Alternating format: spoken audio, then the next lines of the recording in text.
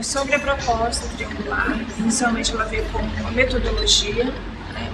E nós, professores que estávamos também recebendo essa metodologia na década de 90, a gente tomou essa metodologia, botou debaixo do braço e foi para as escolas para trabalhar, produzir, fazer e conhecer. Era dessa forma que a gente fazia.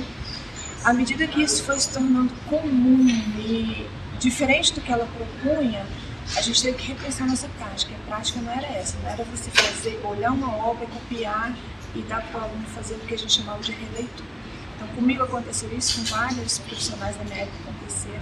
Nós tivemos que repensar, a própria autora da metodologia, depois ela remudou o termo dela, ela veio como uma proposta, não como uma metodologia.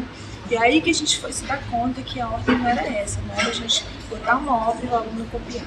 Então hoje, quando eu trabalho com a proposta metodológica, eu trabalho com apreciar, o aluno aprecia a obra, ele conhece o contexto, mas ele faz a sua própria produção. Não é um copiar de uma obra que já existe. E isso faz a diferença quando você aplica essa proposta em sala de aula. É a expressão do aluno através da sua produção de arte. Não é uma cópia, não é pegar uma obra de Van Gogh, uma obra de Tarsila e fazer uma outra adaptação da obra. É criar uma obra dele, a expressão do aluno. Então tá, o que eu considero de interessante nessa proposta triangular é que por muito tempo a disciplina educação artística era mais o fazer, o produzir pelo produzir, levar moldes para a sala de aula, ensinar os meninos só desenharem, só pintarem, mas sem ter uma ligação assim, em refletir sobre a arte, em ver a arte, em ir no espaço expositivo, ou o aluno ter acesso a alguma reprodução, conhecer sobre o artista, Então era coisa muito solta. Já essa proposta triangular, ela nos obriga até, né, a oferecer para o aluno mais do que só o produzir pelo produzir, só o fazer, a técnica pela técnica.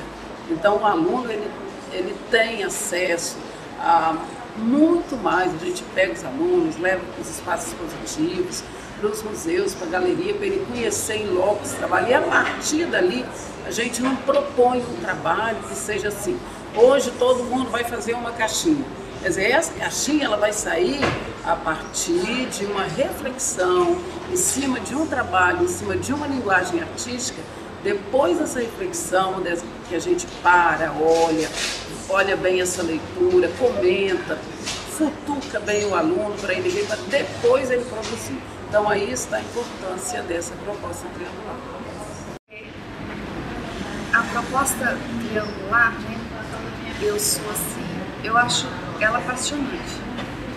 Eu prefiro, eu tenho assim, uma preferência em trabalhar com ela, porque eu acho que ela consegue reunir de uma maneira mais clara aquilo que a gente alcança dos alunos.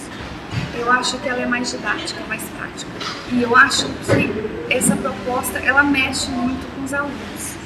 A gente tem essa facilidade de estar buscando dos alunos uma experiência maior. Não só a gente levar, mas eles também trazerem um pouquinho deles, né? Então, essa relação entre professor e aluno, nessa proposta triangular, eu acho que ela funciona bem. Então, eu me fundamento muito na proposta triangular. Ainda busco esses eixos, esses 3 eixos, eu busco muito estar dentro de sala de aula com eles. É interessante lembrar que a proposta triangular, que hoje é assim chamada pela professora Ana May Barbosa, ela começou com metodologia triangular. Só que a professora Ana May, ela não gostou da maneira como vinha sendo utilizada. E aí depois criou proposta, que era uma proposta, dentre as diversas possibilidades de trabalho em arte, ela propõe uma maneira de se trabalhar a arte na sala de aula. E aí eu venho para a minha prática. Moradora do Espírito Santo, cursei arte na UFES. Quando eu estive em contato, meu primeiro contato com a Ana May, tanto nos escritos quanto pessoalmente, e me incomodava, porque a gente não tinha uma metodologia. O que a gente via era o chamado laissez-faire, que está muito bem colocado no livro que é recomendado, que é o livro-texto da professora Moema, da professora Dora Coraça. Era um laissez-faire, cada um fazia de um jeito. Dava uma folha de papel e o menino desenhava, dava o lápis de cor, uma massinha, vai ter aula de arte. Era aquela coisa solta chamada livre expressão. E Ana May, ela traz a metodologia triangular quando ela diz, até um pouco baseada no DBA, ela diz assim, é preciso pensar. O que é isso que nós estamos fazendo? E a proposta triangular, a sua essência é, por isso triangular, triangulação dos dados. Que dados são esses? É o fazer, a história e a percepção, que seria a minha leitura, a sua leitura, a nossa leitura sobre as obras de arte. Quando Ana May traz essa proposta, ela está falando em obra de arte, está falando muito em museu. E aí eu, por exemplo, em Vitória, que não tínhamos isso, temos poucos, mas não tínhamos nada, tá?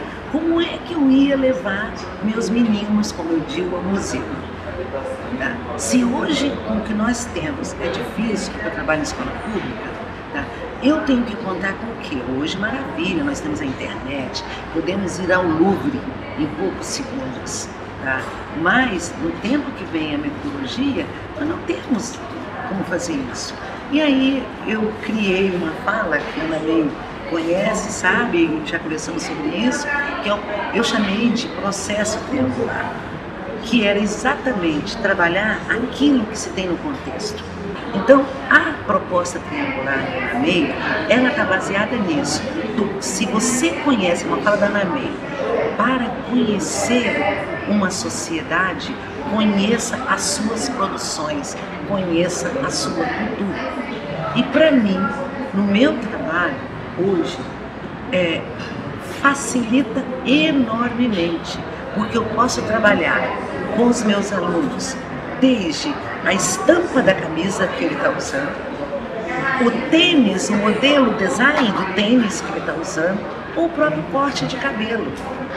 Então nós vamos analisar o porquê, em que contexto, qual a razão daquelas pessoas que usam a moda no dia a dia, que fazem qualquer sacrifício.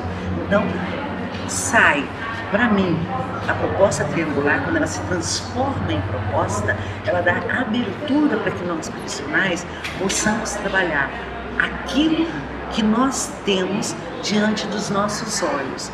E aí, eu fecho assim dizendo o seguinte, vai nos possibilitar compreender, ler o mundo em que vivemos.